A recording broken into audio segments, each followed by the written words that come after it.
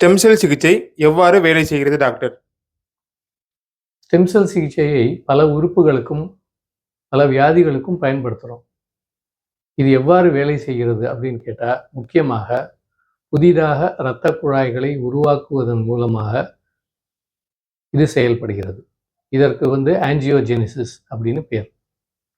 நாங்கள் எங்கெங்கெல்லாம் stem cells inject பண்ணுறோமோ அந்த உறுப்புகளில் எல்லாமே ஆஞ்சியோஜெனிசிஸ் ஏற்படுவதை பார்த்திருக்கிறோம்.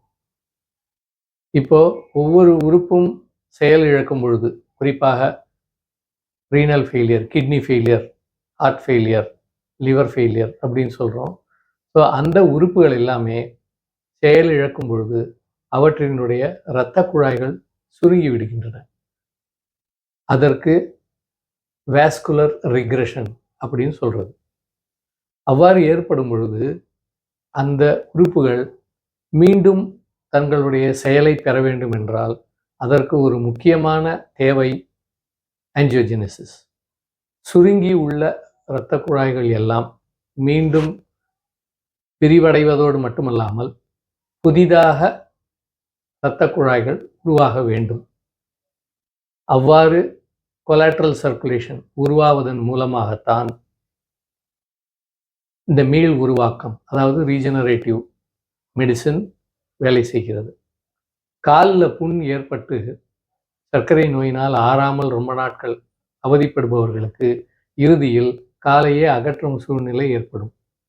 இவ்வாறு ஏற்பட்ட நோயாளிகளில் நூற்றுக்கணக்கானவர்களுக்கு மேல் இந்த ஸ்டெம் செல் சிகிச்சையை இன்ஜெக்ட் செய்வதன் மூலமாக புதிதாக இரத்த குழாய்களை ஏற்படுத்தி இருப்பதை நாங்கள் பதிவு செய்திருக்கிறோம்.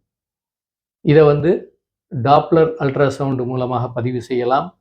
இதனை சிடி ஆஞ்சியோகிராம் மூலமாக பதிவு செய்யலாம்.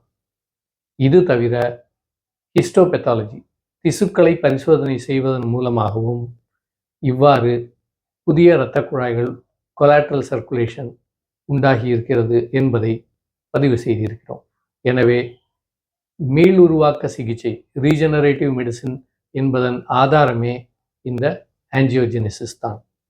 வாஸ்குலோஜெனிசிஸ் என்பது குழந்தைகள் உருவாகி வளர்ந்து வரும் நிலையில்தான் ஏற்படுமே தவிர, முக்கியமாக வியாதிகளுக்கு உண்டான தீர்வை ஏற்படுத்துவது ஆஞ்சியோஜெனிசிஸ் தான். அந்த ஆஞ்சியோஜெனிசிஸை செய்யக்கூடிய திறன் உள்ளது தான் ஸ்டெம் செல்.